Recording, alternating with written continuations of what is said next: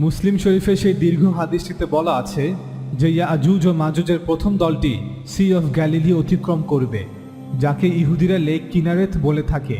আর হাদিসে এটিকে বুহাইরাত তাবারিয়া বলা হয়েছে, অর্থাৎ লেক টাইবেরিয়াস। মূলত এই সবগুলো নাম একটি জলাশয়েরই। মুসলিম শরীফে সেই হাদিস অনুযায়ী যখন ইয়াজুজ ও মাজুজের প্রথম দলটি এই সি অফ গ্যালিলি অতিক্রম করবে, তখন এ থেকে পানি পান করতে শুরু করবে। আর যখন তাদের শেষ দলটি সি অফ গ্যালিলি অতিক্রম করবে, তখন তারা বলবে, এখানে একসময় পানি ছিল। আমি মনে করি এটি অত্যন্ত সহজ একটি পদচিহ্ন ইয়াজুজ ও মাজুজকে চেনার জন্য। অর্থাৎ যখন আপনি দেখবেন যে এই হ্রদের পানির স্তর দিন দিন নিম্নমুখী এবং শুকিয়ে যাচ্ছে এবং পয়েন্ট অফ নো রিটার্নে চলে গেছে, যখন এই হ্রদটিকে আর রিভাইভ করা সম্ভব নয়, তখন বুঝে নেবেন ইয়াজুজ ও মাজুজের কারণেই এমনটা হয়েছে। হাদিসটিতে যখন বলা হয়েছে যে তারা পানি পান করবে, এর অর্থ এই নয় যে তারা কোনো রাক্ষস এখন দল বেঁধে সব পানিতে নেমে সব পানি খেয়ে ফেলবে, বরং এটি একটি রিলিজিয়াস সিম্বলিজম। অর্থাৎ আল্লাহ রসুল সাল্লাল্লাহু আলাইহি ওয়াসাল্লাম রূপক অর্থে কথাটি বলেছেন। এর অর্থ আক্ষরিক অর্থে পানি চুমুক দিয়ে খাওয়া নয়, বরং পানির ব্যবহার এবং খরচ করা। সমগ্র পবিত্র ভূমির জন্য এখনও পর্যন্ত এই গ্যালিলি হ্রদটি হচ্ছে মিঠা পানির প্রধান উৎস। ইসরায়েল, ফিলিস্তিন, জর্ডানবাসীরা তাদের পানির জন্য এই গ্যালিলি হ্রদের উপর উল্লেখযোগ্যভাবে নির্ভরশীল। 1953 সালে Israel the national water career নির্মাণ কাজ শুরু করে, অর্থাৎ পুরো একটি সিস্টেম যেখানে আছে পাইপলাইন, কৃত্রিম খাল, জলাধার, চৌবাচ্চা, যেগুলোর মাধ্যমে ইসরায়েল সি অফ গ্যালিলি থেকে পানি উত্তোলন করে গোটা ইসরায়েলে সরবরাহ করে থাকে, যার সামান্য অংশই ফিলিস্তিনিরা পেয়ে থাকে। অতিরিক্তভাবে পানি উত্তোলনের ফলে ক্রমশই সি অফ গ্যালিলিতে পানির স্তর দিন দিন নিচে নেমে যাচ্ছে। অনেকেই আশঙ্কা করছে যে হয়তো এটি পয়েন্ট অফ নো রিটার্নে চলে যাবে। তবে স্বস্তির খবর হচ্ছে 2019 সালের শীত মৌসুমে যথেষ্ট পরিমাণে বৃষ্টি হওয়ায় সি অফ গ্যালিলিতে পানির স্তর কিছুটা পুরনো অবস্থায় ফিরে এসেছে, যা অত্যন্ত আনন্দের খবর।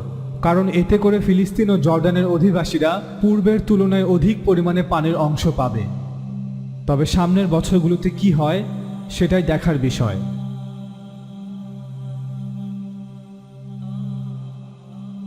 মুসলিম শরীফে তামিমদারি রাদিয়াল্লাহু তাআলা আনহুর হাদিসেও সি অফ গ্যালিলি সম্পর্কে একই কথা বলা আছে। তামিমদারি একজন ফিলিস্তিনি সাহাবী ছিলেন। তিনি খ্রিস্টান ধর্ম ত্যাগ করে পরবর্তীতে ইসলাম ধর্ম গ্রহণ করেন। তিনি রসুল সাল্লাল্লাহু আলাইহি ওয়াসাল্লামের কাছে এসে একটি ঘটনা বর্ণনা করেন, যা মূলত কোনো বাস্তব ঘটনা ছিল না, বরং তার দেখা একটি স্বপ্ন, যা তিনি রসুল সাল্লাল্লাহু আলাইহি ওয়াসাল্লামের কাছে বর্ণনা করেন। তিনি রাদিয়াল্লাহু তাআলা আনহু বলেন, আমরা 30 জন মানুষের সাথে একটি জাহাজে করে সমুদ্র পথে যাত্রা করছিলাম এবং আমরা একটি ঝড়ের কবলে পড়ে যাই এবং এভাবেই দীর্ঘ 1 মাস অতিক্রম হয়ে যায় এবং 1 মাস পর আমরা একটি দ্বীপের কাছাকাছি চলে আসি। তারপর আমরা একটি ছোট ডিঙ্গি নৌকোতে উঠে ওই দ্বীপে গিয়ে অবতরণ করি এবং সেখানে অবস্থিত একটি পরিত্যক্ত গির্জাতে আমাদের সাথে একজন সুঠামদেহী ব্যক্তির সাথে সাক্ষাৎ হয়, যার গলার সাথে হাত বাঁধা অবস্থায় এবং পায়ে বেরি পড়া অবস্থায় দেখতে পাই। আমরা বললাম, তুমি কে? সে বলল, তোমরা শীঘ্রই জানতে পারবে আমি কে। তারপর সে আমাদেরকে কিছু প্রশ্ন করল। তার মধ্যে একটি প্রশ্ন ছিল, আমাকে তাবারিয়া হ্রদ অর্থাৎ সি অফ গ্যালিলি সম্পর্কে বলো। আমরা বললাম, তুমি সেটা সম্পর্কে কি জানতে চাও? সে বলল, এখনো তাতে পানি আছে? আমরা বললাম, সেটাতে এখনো প্রচুর পানি রয়েছে। তখন সে বলল, আমার মনে হয় ওটা শীঘ্রই শুকিয়ে যাবে। সেই প্রশ্নগুলো জবাব দেওয়ার পর আমরা বললাম, তুমি কে? তখন সে উত্তর দিল, আমি মাসীহুদ দাজ্জাল। Thousands of years ago, Moses had to strike a rock to get water in the desert. Well, today Israelis are taking a slightly different approach, using technology and creativity. In Israel, the main sources of drinking water are the Sea of Galilee and 2 underground aquifers. In 1953, Israel started building the national water carrier, a system of pipelines, canals, and reservoirs that carry water from the Sea of Galilee to the rest of Israel. For centuries, the Sea of Galilee has inspired believers the world over.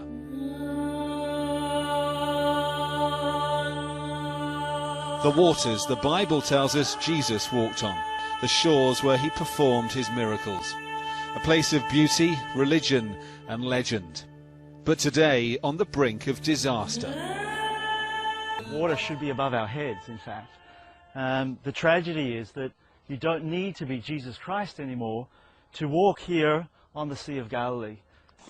Environmentalist Gidon Bromberg and I could walk the floor of the lake because its waters have retreated hundreds of yards. Making the desert bloom is unsustainable, and the demise of the Sea of Galilee must send that message to Israeli politicians. This bay should be full of water right up to those rocks. The Sea of Galilee is so low it must be pumped uphill into the Jordan now, the river it should feed. Otherwise its baptism sites would dry up. But the Jordan doesn't flow much further from here. Israeli authorities deny mismanagement. Instead, they blame the weather.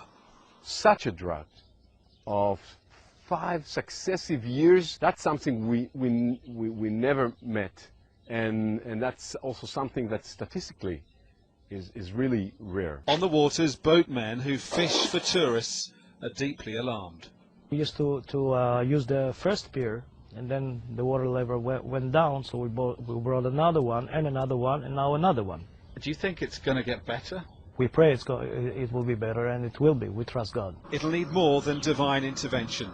Scientists say if the Sea of Galilee sinks another metre or two, it could reach a point of no return, and this could be lost forever.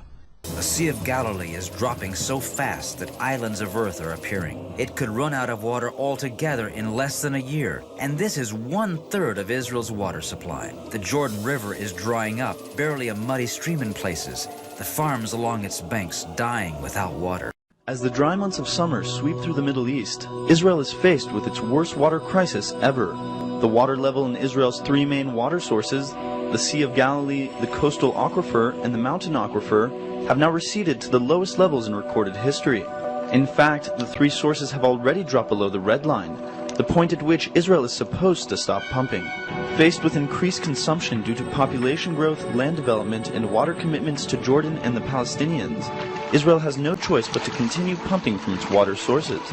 Yet if Israel continues, water levels will soon drop under the black line, the point of no return, where continued pumping will cause severe, irreversible damage to Israel's water sources. Israel lies in the arid Middle East region. Population growth and dry winters have led to dangerous decline in the country's 2 main water sources. Lake Kinneret in North Israel is shrinking, while the underground water reserves are overused and partially contaminated. The biblical River Jordan, a rare freshwater resource in the Middle East. It forms the border between Israel on the West Bank and Jordan. At this bend, about 6 miles from Jericho, it's believed John the Baptist baptized Jesus of Nazareth. In the 60s, the water level of the Jordan River was actually where we're standing now. In wintertime, it was this high. Gidon Bromberg is Israel Director of EcoPeace Middle East, an environmental group. Badran Jabba surveys his destroyed crops. A field of cauliflowers and tomatoes, ruined. And it's not the result of a natural disaster. What happened here was man-made. Badran Jabba's fields lie right beneath the illegal Jewish settlement of Kiryat Arba. There doesn't appear to be any restrictions on water use here. A row of greenhouses where the settlers are growing crops. This is the Israeli water mains for the whole region. State-of-the-art and well-maintained. Across the road is the local connection for the Palestinians of Al-Baqa village, rusty and with a smashed gauge.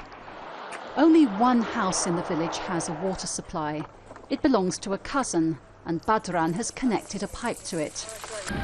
The taps in Hamid Muhanni's home are there more as a sign of hope. There's been no water through them for 5 long months. The municipality does not give us water as they should. Water comes through our pipes twice a year. More than 300,000 Palestinians across the West Bank are not connected to a water network, according to Palestinian human rights groups. Since the 1967 occupation, all water resources are exclusively in Israeli hands. We receive maybe 2,000 cubic meters per day. It means that we need Yatta 7,000 to give the people to reach 70 to 80 liter per capita. Once you leave the West Bank and cross into Israel, the picture could hardly be more different. There's no shortage of water here. Israelis quite literally splash it around. And you'll hardly find a more striking example than this of how Israel squanders water. An ornamental fountain in a park, while Palestinians in the West Bank barely have enough water to drink and to wash. Amnesty says the settlers use 5 times as much water as the Palestinians in the West Bank. Back in the West Bank, the settlement of Har Sinai is expanding across the fence from Radi Sultan's fields. There's no shortage of water here.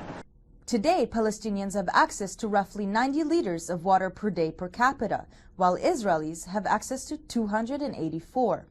Palestinians say this disbalance results from the Israeli Water Corporation often cutting off their water supply and Israel denying them permits to dig wells. They say that Mekorot maintains a strict quota on their water usage while pumping unlimited amounts both for Israelis and for Jewish settlers in the West Bank. This is the most significant source of surface fresh water that we have. For this region, where we're talking about Israel, Palestine and Jordan, this is it. Israel pumps water out of this lake into what is called the national water carrier, bringing water from this part of the country, the northern area where we have most of the rainfall, to the very dry south. Munther, a water engineer, talked to us in Wadi Fukhin, a Palestinian village surrounded by Israeli settlements. Water to us Palestinians, it's pumped by Israel, by the government of Israel. And the government of Israel is giving us less than 1/5 of what he's giving to his population. Cut off from the Sea of Galilee and the Jordan River, the Palestinians' only freshwater sources are groundwater and what they buy from Israel. Israelis use 3 to 4 times as much water as Palestinians, while Americans use 8 times as much. Across the border in Jordan, people share the same watershed and the same scarcity. This place was in this, what we see in this picture. This is the situation of this place in 70s and 60s and 50s and the last century. It's disaster. A leading rights group claims Israel is depriving Palestinians of their fair share of the region's scarce water supplies, while settlers and other Israeli citizens splash it around. With the tap all but closed for residents of the West Bank and Gaza. Some areas in the West Bank have had no water for the past 40 days, while the Israeli water company Mekorot has diverted their share to illegal Israeli settlements. Israel has announced that it has turned off taps to the Palestinian communities in the occupied West Bank, effectively leaving tens of thousands of Palestinians without any water supplies.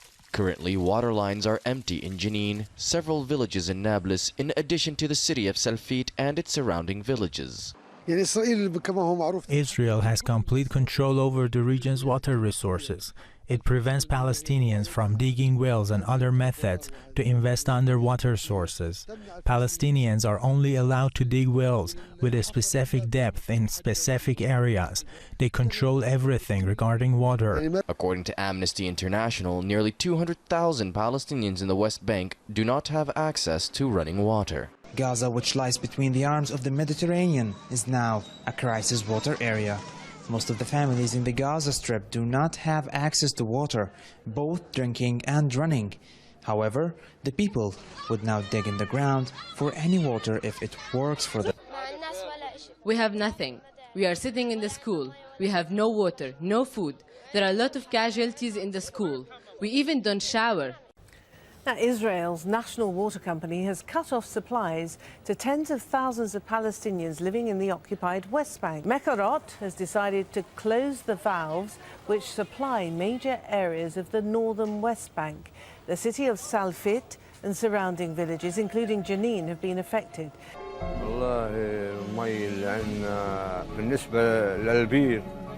البير تبع المي ميته سيئة جدا ميته عاقله لا حتى الحيوان لا يقبل انه يشرب